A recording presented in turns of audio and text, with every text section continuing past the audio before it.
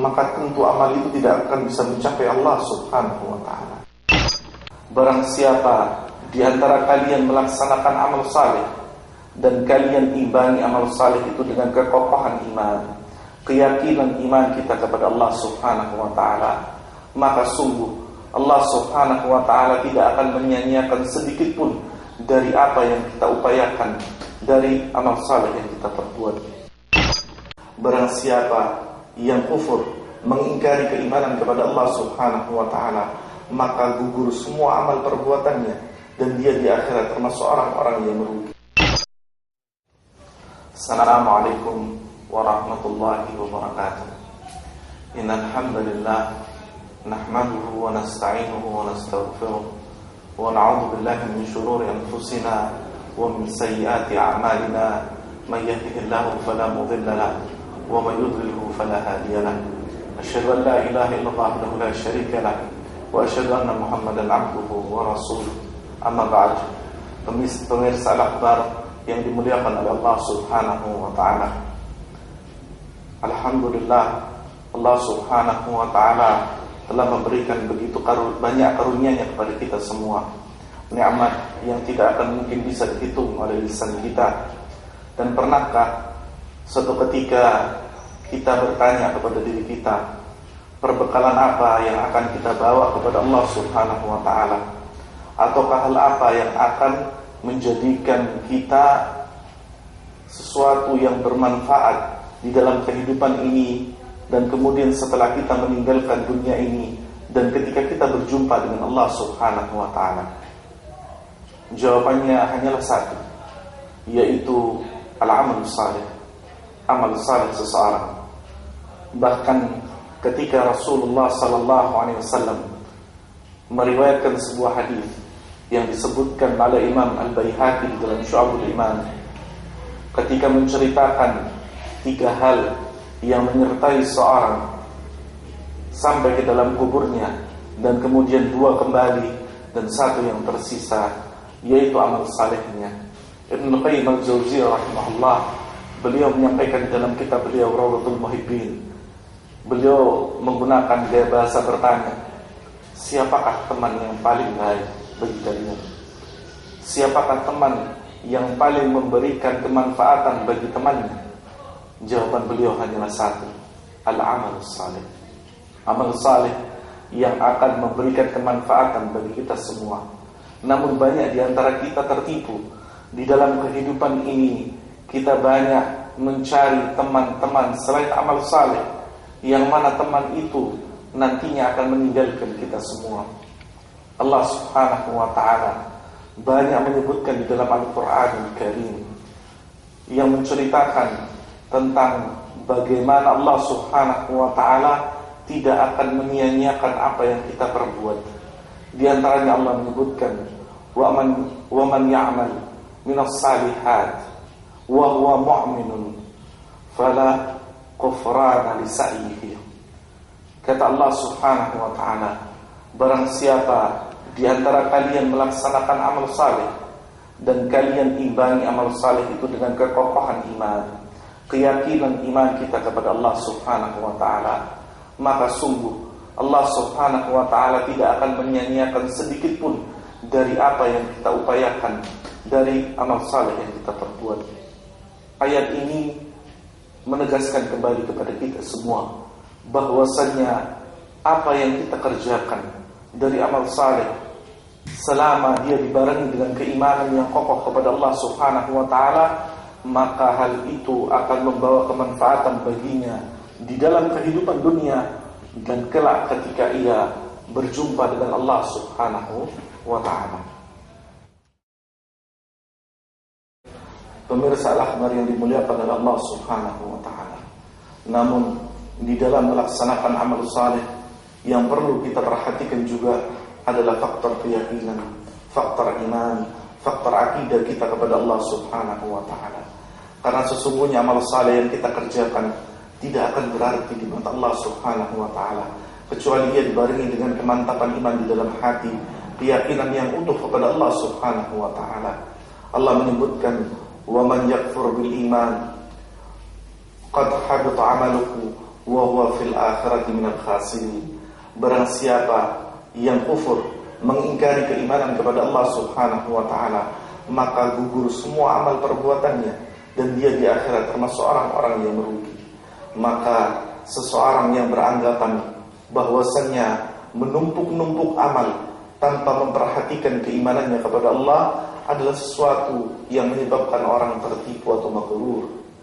Maka perhatikanlah dasar fondasi kita beramal, apa yang kita lakukan di atas bangunan amal saleh kita kepada Allah Subhanahu wa taala. Kalau kita melaksanakan amal saleh di atas bangunan iman kepada Allah Subhanahu wa taala, maka insyaallah taala Allah akan memberikan ganjaran. Bahkan disebutkan oleh Allah Subhanahu wa taala, faulaika lahumud darajatul ula, maka bagi mereka tingkatan yang tinggi di sisi Allah Subhanahu wa taala. Kemudian di dalam melaksanakan amal saleh, Allah Subhanahu wa taala memberikan batasannya. Apakah yang dikatakan saleh di sisi Allah Subhanahu wa taala? Di dalam surat Al-Mulk, Allah Subhanahu wa taala menjelaskan kepada kita semua. Di akhir ayat Allah menyebutkan liyabluwakum ayyukum ahsanu amala. Allah Subhanahu wa taala menjadikan dunia ini sebagai tempat ujian bagi kita semua. Agar apa? Agar kita melakukan amal yang paling baik. Allah tidak menyebutkan aktsaru amalan atau amal yang paling banyak. Allah menilai kualitas, bukan kuantitas amal yang kita kerjakan. Mengapa? Disebutkan oleh Fudail bin Iyad rahimahullah bahwasannya seseorang diperhatikan amalnya oleh Allah Subhanahu wa taala dengan dua faktor, akhlasuhu wa aswabuhu.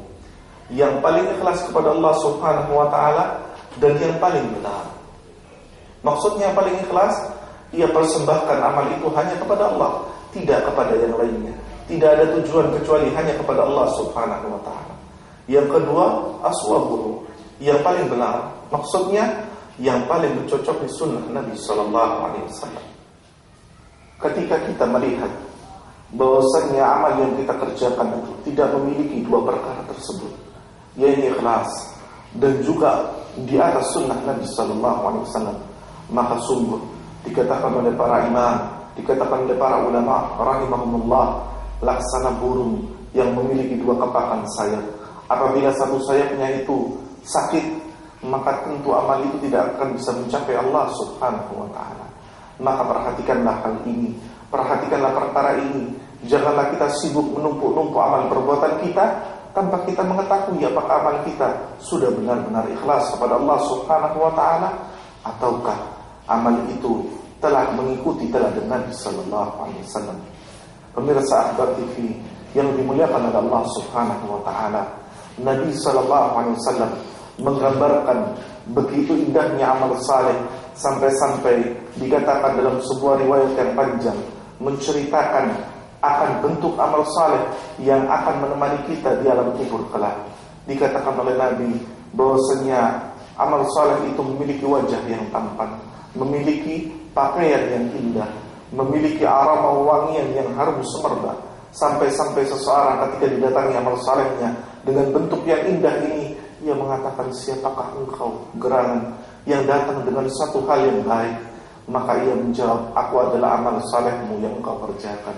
Sungguh alangkah indahnya tatkala seseorang berada di dalam kengerian dan kegelapan kuburan, kemudian ia ditemani sesuatu yang indah, temannya yang akan menyertai dia di satu alam di mana tidak ada teman selain amal salehnya.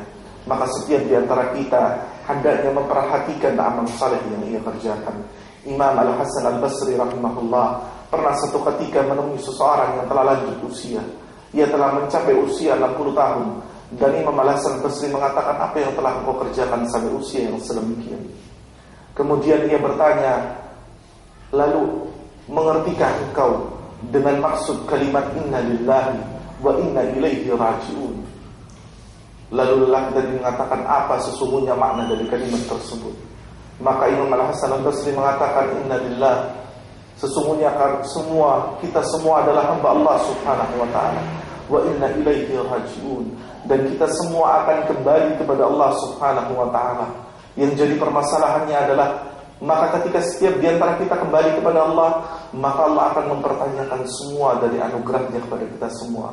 Jawabannya adalah apa yang bisa kita ucapkan untuk menjawab dan mempertanggungjawabkan itu semua.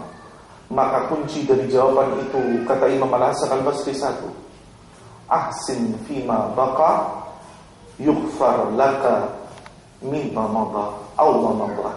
Kata Imam Al-Hasan Al-Basri, berbuat baiklah kalian di akhir atau di sisa usia kalian, maka Allah Subhanahu wa ta'ala akan mengampuni dosa kalian pada perbuatan yang telah lampau. Maka pesan dari Imam Al-Hasan Al-Basri ini sangat menyejukkan jiwa kita semua. Beliau mewanti-wanti kepada kita semua agar berbuat kebajikan, melaksanakan amal saleh di sisa usia kita yang masih ada, sehingga dengannya Allah Subhanahu wa ta'ala akan mengampunkan dosa dari kita semua. Khalifah yang keempat dari Khulafaur Rasyidin, Ali bin Abi Thalib radhiyallahu anhu, beliau berpesan kepada kita semua, dunia ada di belakang kita, akhirat ada di depan kita. Setiap di antara keduanya memiliki generasi, memiliki anak-anak zaman. Ada generasi di dunia, ada anak-anak akhirat. Maka jadilah kalian dari anak-anak akhirat, dan janganlah kalian jadi dari anak-anak dunia. Sekarang adalah waktu bagi kita untuk beramal. Besok adalah waktunya berhisab. Sekarang kita beramal dan tidak ada hisab. Keesokan hari di hari kiamat adalah waktu hisab dan tidak amal. Maka pesan dari Khalifah yang mulia Ali bin Abi Thalib radhiyallahu anhu kepada kita semua, agar kita memperhatikan amal kita. Banyak-banyaklah kita berbuat, tentunya dengan tuntunan yang benar, sehingga apa yang kita laksanakan pada hari ini di dunia ini akan bermanfaat ketika hari tidak ada amal perbuatan, ketika hanya hisab yang menentukan setiap di antara amal yang kita kerjakan. Semoga Allah Subhanahu wa ta'ala memberikan taufik dan hidayahnya kepada kita semua, agar kita menjadi manusia-manusia yang dihidupkan oleh Allah dan dimatikan oleh Allah Subhanahu wa ta'ala di dalam melaksanakan amal saleh sesuai dengan tuntunan Al-Quran dan sunnah Nabi sallallahu alaihi wasallam. Kami cukupkan demikian, semoga bermanfaat bagi kita semua. Aku qouli hadza, subhanakallahumma bihamdika, asyhadu an la ilaha illa anta, astaghfiruka wa atubu ilaik. Wassalamu alaikum warahmatullahi wabarakatuh.